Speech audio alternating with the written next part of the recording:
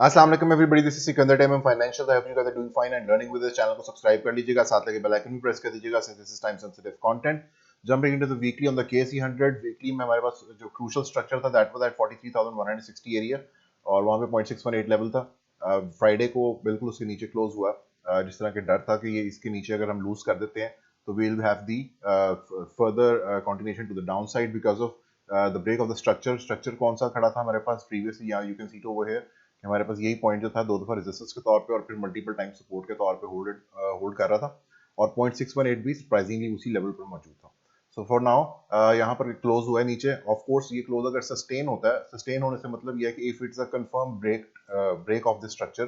Confirm break से मतलब ये है कि अभी हमारे पास कंफर्मेशन नहीं है because we just have one close.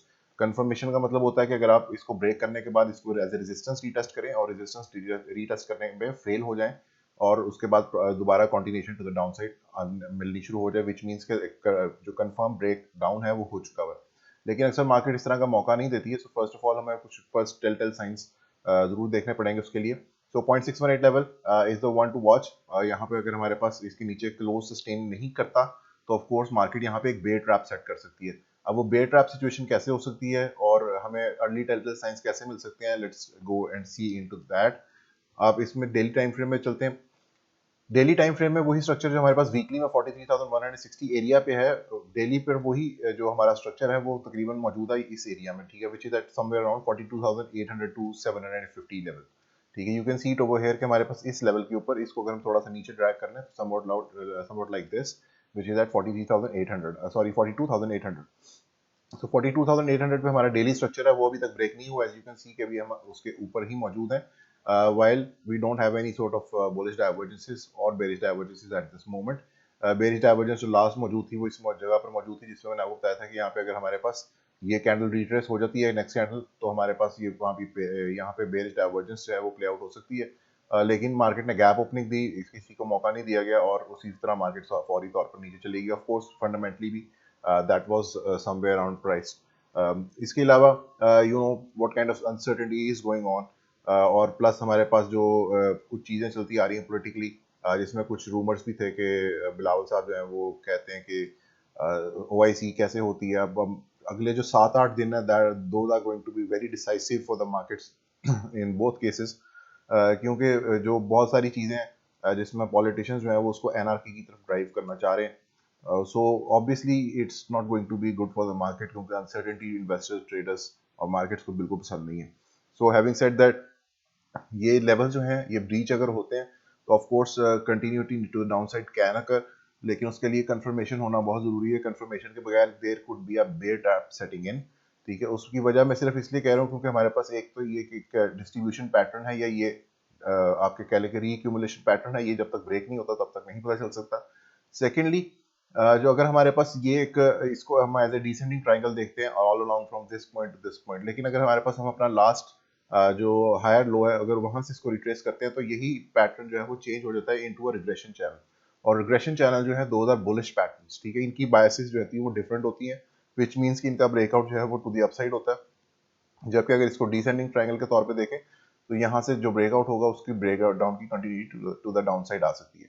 So both patterns जो हैं वो उनका रिजल्ट बिल्कुल डिफरेंट है। मैंने कुछ दिन पहले भी एक वीडियो में ये पैटर्न दिखाया था और बताया था कि अगर ये सिचुएशन होती है तो क्या सीन बनता है।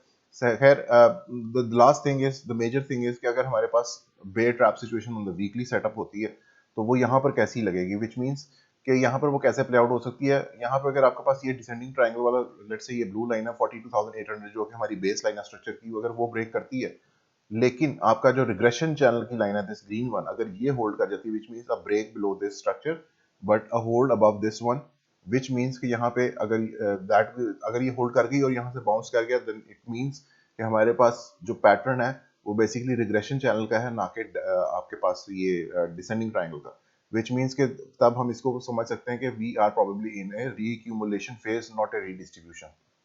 तो अगर ये होल्ड कर जाती है that is also going to set in a bear trap for the weekly time frame. लेकिन वीकली में ज्यादा टाइम नीचे स्पेंड नहीं हो सकता, विच मीन्स के इस एरिया में 2-3 हफ्ते जो है वो स्पेंड नहीं हो सकते। अगर वो स्पेंड होंगे तो of course that means consecutive closes below the 0.618 level, और उस कंसेक्यूटिव क्लोजेस का मतलब है कि एक आधी कैंडल जो है वो उसको एज ए रेजिस्टेंस के तौर पे एक्ट करेगी और उससे अगली जो है वो उसको कंटिन्यूएशन की तरफ लेकर जाएगी। तो वो ना हो, इससे बेहतर है कि इस वीक के अंदर अंदर जो है जो कमिंग वीक है इसके अंदर हमारे पास मार्केट जो है वो वापस ऊपर जाके क्लोज हो जाए। यहाँ पर जो भी बेयर ट्रैप सेट होना है अगर तो 42,800 के नीचे, नहीं तो हमारे पास यहाँ पे इस लाइन से बाउंस आए और हम यहाँ से वापस ऊपर जाके क्लोज हो जाए, so that we do not sustain below the 0.618 level on the weekly time frame. So उसके ऊपर जरूर नजर रखिएगा। आवरली टाइम फ्रेम में आपके पास जो फर्स्ट कैंडल साइन आ सकते हैं जो नीचे डाउन साइड की तरफ, उसमें of course the break of this level, ठीक है, इसको थोड़ा सा ऊपर कर लेते हैं समवेयर अराउंड दिस, ठीक है, 42,864 और 65 पॉइंट्स। इसके नीचे अगर आवरली क्लोज मिलती है तो ऑफ कोर्स आपके पास ये ग्रीन लाइन तक कंटिन्यूएशन आ सकती है, which is currently standing at 41,973, which means 42,000 points round figure. That could be turning out into a day with जहाँ पे 700 points market शायद और lose कर सके। So keep an eye on all these metrics. Weekly time frame में sustain नीचे नहीं होना चाहिए। जो बाय वीकली हमारा चार्ट था वो उसके ऊपर जो सिचुएशन थी एक शॉर्टर बॉडी कैंडल की, वो भी नल एंड वॉइड हो सकती है।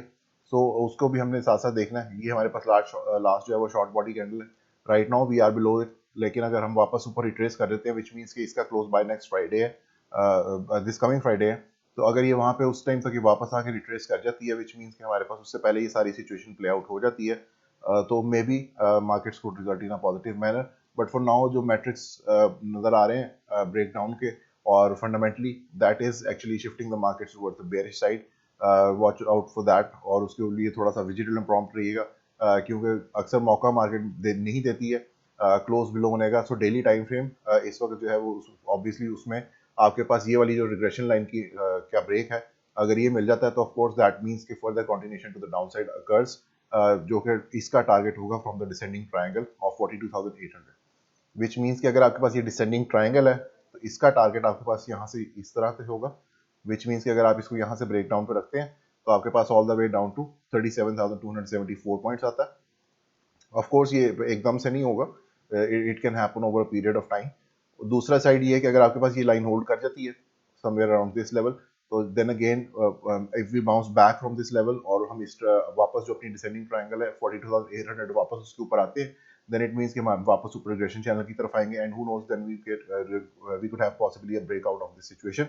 सो दोनों सिनेरियोज में आपको मैंने बताया कि बेयर ट्रैप कहाँ पे सेट हो सकता है, वीकली टाइम में क्या चीज वॉच करनी है, और डेली टाइम फ्रेम में 42,800 780 area somewhere around those levels, उसको वॉच कीजिएगा on the daily time frame. इसके साथ ही मुझे इजाजत दीजिएगा। Thank you so much. अल्लाह हाफिज़।